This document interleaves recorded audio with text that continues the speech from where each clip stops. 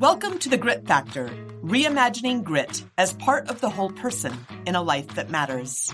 I'm your host, Shannon Huffman-Polson. Season 1 of the Grit Factor brings you an admiral, an Olympian, a fighter pilot, and a technology founder, the first 2 women Army Rangers, and more. We're talking about what works in navigating change and challenge, and what works when things get tough.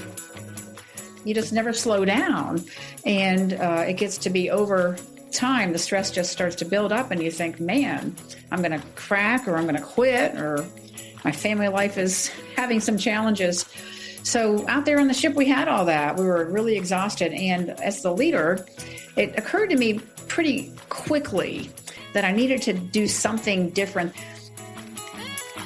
And it's something that takes time, though, and it's very easy to fall into some negative self-talk and, a few losses here or there, and all of a sudden you're sitting there dwelling on why you're not better. And I remember being in the chute and focusing on my, your opponent standing, 2 feet in front of you, and you're sitting there just kind of like focusing and saying your mantra over and over again. And my coach whispers into my ear, he goes, "Speak gritty out there. I want to see some grit."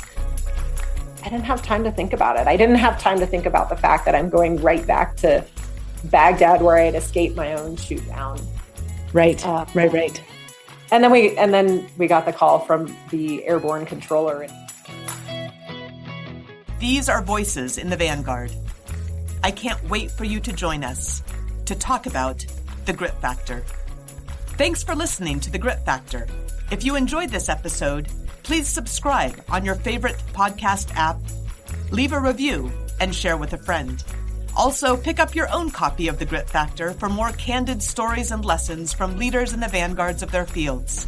And invest in yourself and in your team with learning journeys in grit, leadership, purpose, and storytelling at thegritinstitute.com.